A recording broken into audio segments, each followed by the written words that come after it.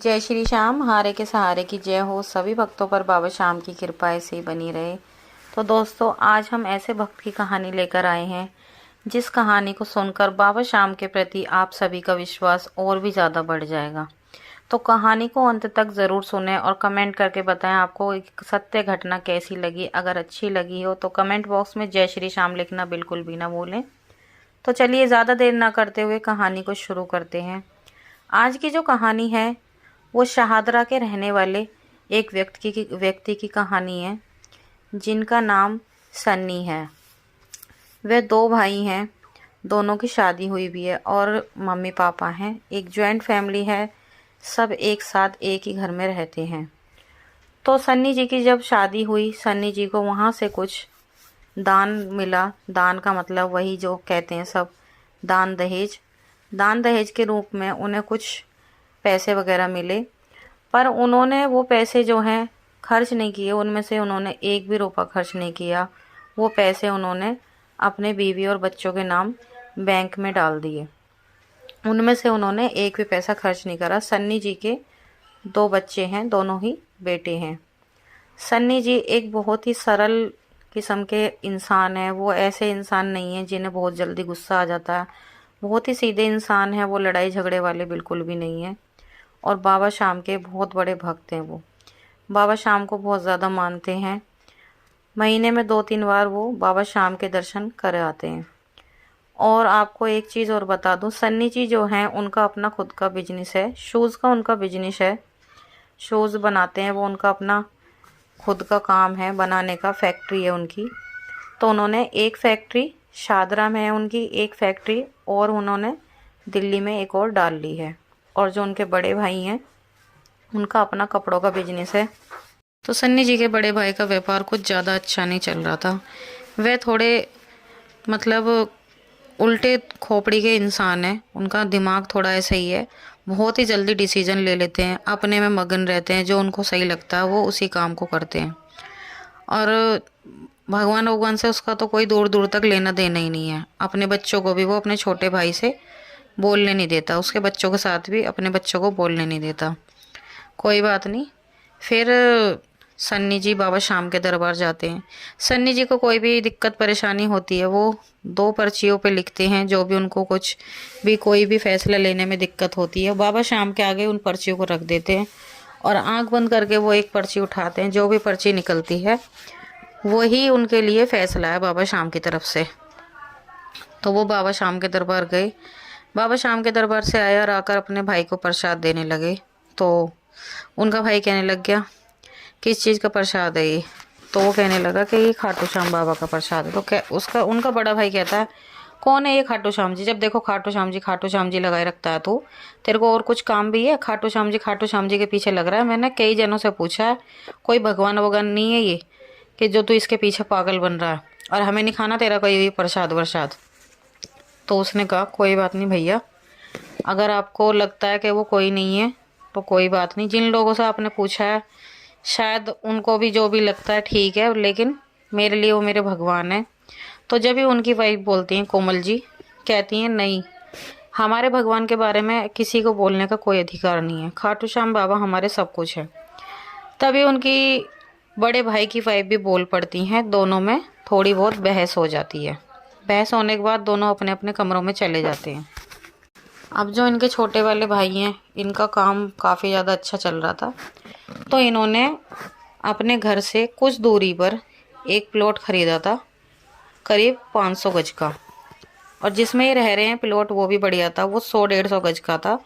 पर इन्होंने 500 गज का प्लॉट ख़रीदा। इन्होंने इसलिए ख़रीदा था, इन्होंने सोचा कि मैं उस प्लॉट को बनाऊंगा और उसमें हम सारे एक साथ रहेंगे।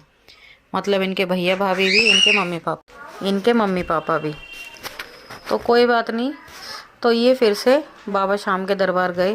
तो फिर इनका बड़ा भाई बोलने लग गया कि आप कहाँ जा रहा है? तो वो बोलने लगा, सन्नी बोलने लगे कि भैया कहीं नहीं, मैंने बाबा श्याम से कुछ मांगा था, बाबा श्याम की कृपा से मुझे वो मिल गया, बस उसी का धन्यवाद करने जा रहा हूँ बस। तो उनके बड़े भाई बोलने लगे, बस बाबा श्याम के पीछे पागल हो रहा है, बाबा श्याम करता रहता है। कोई नहीं, वो उनकी बात को इग्नोर करके चले गए और बाबा श्याम के दर्शन करके आए। तो उन्होंने आकर अपने माता पिता को प्रसाद वर्साद दिया और माता पिता से कहने लगे कि जल्दी मैं उस पर काम कराऊंगा। तो उनके बड़े भाई ने सुन लिया। उनके बड़े भाई कहने लगे क्या बात चल रही है जो मुझे नहीं बता रहे। तो उनके माता पिता ने बताया कि सन्नी ने ऐसे ऐसे प्लॉट खरीदा है। तो फिर बस उनके बड़े भाई को गुस्सा आ गया और बोलने लगा तेरी हिम्मत कैसे हुई, तूने ये ऐसा कैसे कर दिया, तूने घर के पैसे में ऐसे कैसे, तेरा अकेले का कोई हिस्सा नहीं है, ये है वो है। तो फिर सन्नी जी बोले भैया पहले शांत हो जाओ और मेरी बात सुनो। मैंने घर के पैसों में से 1 रुपया भी नहीं लिया, मैंने अपनी खुद की मेहनत की कमाई से लिया है। तो फिर वो कहने लगा अच्छा अब तू इतना बड़ा हो गया कि तूने घर में किसी को बताया भी नहीं और तूने इतना बड़ा डिसीजन ले लिया। तो उसने कहा कि भैया वो बोलने ही वाला था ये बात कि हम सबके लिए लिया है। इतने में उनकी भाभी बोल पड़ी कि अब ये ज़्यादा बड़े हो गए हैं, अब इन्हीं की चलती है, हमारी कुछ नहीं चलती। ऐसे करके इनका फिर से वही झगड़ा शुरू हो गया। और जब उनके भाई को ये पता लगा कि सन्नी ने अपने पैसों से ख़रीदा तो उनके बड़े भैया भाभी को और भी ज़्यादा बुरा लगा कि इसने ऐसे कैसे ख़रीद लिया। तो कोई बात नहीं, प्लॉट ख़रीद लिया। फिर उसने वो वहाँ पर उस प्लॉट को ख़रीद कर अपना वही लड़ाई झगड़ा हुआ और अपने अपने रूम में चले गए। फिर एक दिन उनके पास एक स्कूल से ऑर्डर आया और ऑर्डर आया काफ़ी मोटी रकम का। तो वहाँ से उनको चेक दिया गया, मैन्युफैक्चर का उनका काम है शूज़ का। तो उनको चेक मिला काफ़ी भारी रकम में। तो वो फिर उस चेक को लेने के बाद फिर से बाबा शाम के दर्शनों के लिए गए और चेक लाकर सबके सामने टेबल पर रख दिया और अपने पिताजी को बताया और भैया भाभी को ही बताया। बस उनके बड़े भाई को और भी ज़्यादा बुरा लग गया कि ये तो मुझसे दिन प्रतिदिन आगे निकलता जा रहा है और मैं वहीं का वहीं हूँ, मैं कुछ नहीं कर पा रहा। अब उन दोनों को बहुत बुरा लगा। अब उन्होंने शर्त क्या रख दी, उन्होंने कहा कि या तो तू ये प्लॉट मुझे दे जो तूने ख़रीदा है, या फिर ये जो हमारा बिजनेस है दोनों का, मेरा कपड़ों का है तेरा जूतों का है, अपना बिजनेस बदल ले। तो उनका छोटा भाई सन्नी कहने लग गया भैया ऐसे कैसे हो जाएगा, मैंने बहुत मेहनत करी है इस बिज़नेस में, बड़ी मेहनत से मैं अपने इस बिज़नेस को यहाँ तक लेकर आया हूँ, मेहनत से इस बिज़नेस को यहाँ तक लेके आया हूँ, मैं ऐसे कैसे बदल दूँ। तो उसके बड़े भाई ने तो बस जिद ही पकड़ ली थी कि नहीं, मुझे तो अभी के अभी फैसला सुनना, अब बता तुझे क्या करना, या तो तू मेरी मदद कर अपना बिजनेस बदल, नहीं तो वो प्लॉट दे। फिर उसने कहा ठीक है मैं बताता हूँ। फिर वो बाबा शाम के पास गया, उसने जोत बत्ती करी और बाबा शाम के सामने 2 पर्ची रखी। हालांकि उसकी मेहनत का ही सब कुछ था, फिर भी उसने सोचा कि जो बाबा फैसला करेंगे वही होगा। उसने 2 पर्ची बाबा शाम के आगे डाली और एक पर्ची उठाई, उसमें प्लॉट की पर्ची निकली। तो उसने प्लॉट अपने भाई को देने का फैसला कर लिया, क्योंकि वो हर एक पर्ची को, जो भी एक पर्ची निकलती है, बाबा शाम का फैसला मानता है। उसने बाबा शाम का फैसला मानकर अपने भाई को बोल दिया कि ठीक है भैया प्लॉट आपका हुआ। तभी उनकी वाइफ बोलती हैं कि रुको, जब आप इतना बड़ा कदम उठा ही रहे हो तो ये बिना पक्के कागज़ों के नहीं होना चाहिए, आप वकील को बुलाओ जब ये काम होंगे। तो उन्होंने वकील को बुलवाया, वकील को सारी बात बताई। तो वकील भी कहने लगे कि ये सब तो गलत है। तो उनके बड़े भाई उसको डांटते हुए कहने लगे तुम्हें इन बातों से कोई मतलब नहीं है, तुम अपना काम करो। तो कोई नहीं, वकील ने पेपर वगैरह तैयार कर दिए और प्लॉट उसने ले लिया। प्लॉट ले लिया, बड़ा खुश हो रहा था उन पैसों को लेकर, बहुत ज़्यादा हवा में उड़ने लगा उनका भाई, दारू वारू पीने लगा, सोचा अब तो मेरे पे पैसे हो गए। अब वो क्या, उस प्लॉट को बेचने की तगार पे लग गया। उसने सोचा अब मैं इसको बेचूंगा और इन पैसों को अपने मज़े में उड़ाऊंगा।